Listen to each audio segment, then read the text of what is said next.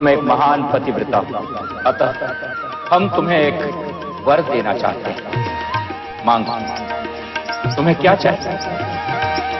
और फिर सत्यवती ने ऋषि से अपने लिए कुछ नहीं मांगा, बल्कि अपनी माता के लिए एक पुत्र का वरदान मांग लिया। पिताश्री, मुझे अपने लिए कुछ नहीं चाहिए। मैं कन्नौज के महाराज की इकलौती संतान हूँ। मेरे बाद मेरे पिता के वंश को चलाने वाला कोई नहीं है।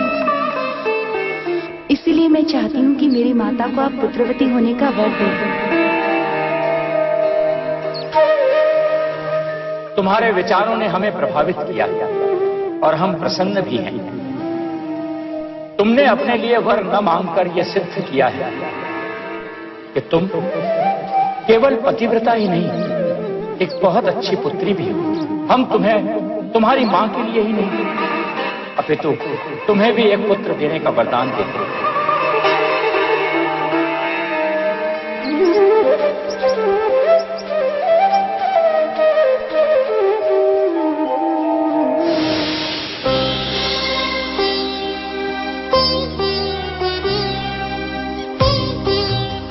इन दोनों पोटलियों में चावल, ये तुम्हारे लिए और ये तुम्हारी मां के लिए।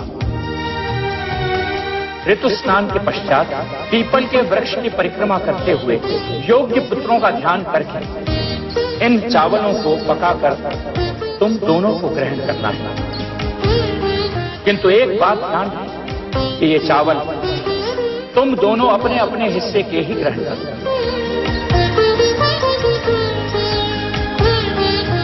धन्यवाद पिताश्री, आपने मुझे और मेरी माताश्री को पुत्र प्राप्ति का वर दिया।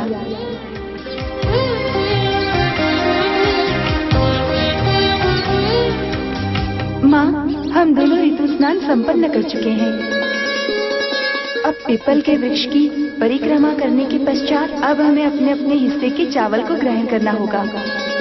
ये लाल पोटली में आपके हिस्से के चावल और इस पीली पोटली में मेरे हिस्से के। पुत्री सत्यवती। हाँ माते, मेरे मन में एक प्रश्न उठ रहा है कि ऋषिवर ने हमें अलग अलग चावल क्यों दिए हैं? ऋषिवर ने अवश्य ही किसी कारणवश ऐसा किया होगा माते। अब इस विषय में अधिक ना सोचें। अब हमें समय नष्ट नहीं करना चाहिए और इस वृक्ष की परिक्रमा करने के पश्चात अपने अपने हिस्से के चावल ग्रहण करना चाहिए। चलिए माते।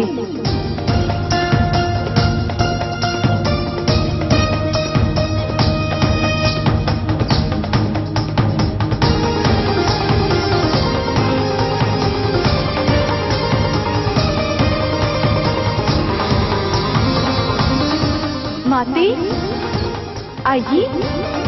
सत्यवती ने अपनी मां के चेहरे पर आई चिंता पर ध्यान दिए बिना ही परिक्रमा करना आरंभ कर दिया। किंतु उनकी मां के मन में ये शंका उत्पन्न हो गई थी कि ऋषि ने अपनी वधू को उनसे अधिक योग्य पुत्र का वरदान दिया होगा, और इसी शंका के चलते उन्होंने एक चाल चली। पुत्री, हमें चावल खाने के लिए उन्हें पकाना होगा, पर मेरे शरीर में इतनी शक्ति नहीं है कि मैं तुम्हारे साथ जाकर इन्हें पकाने के लिए कुछ लकड़ियां बीन सकूं। क्या तुम पास ही में जाकर कुछ लकड़ियां बीन कर ला सकती हो? जैसे आपकी आज्ञा माताश्री। तब तक मैं इन्हें धोकर पकाने के लिए तैयार कर देती हूँ। जी माताजी।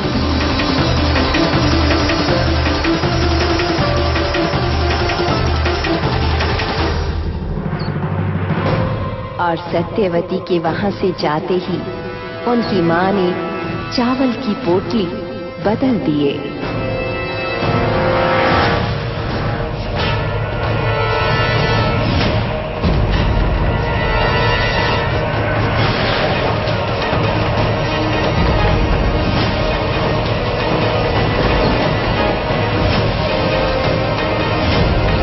भृगु ऋषि को इस बात का ज्ञान तो हुआ, किंतु तब तक बहुत देर हो चुकी थी और दोनों माँ बेटी ने अपने अपने हिस्से के चावल खाना शुरू कर दिए थे।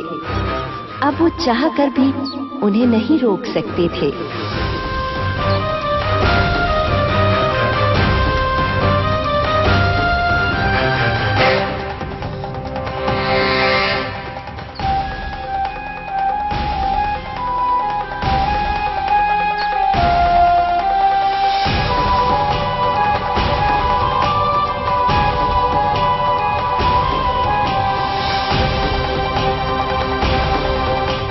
माता, अब मुझे आश्रम जाने की आज्ञा दो।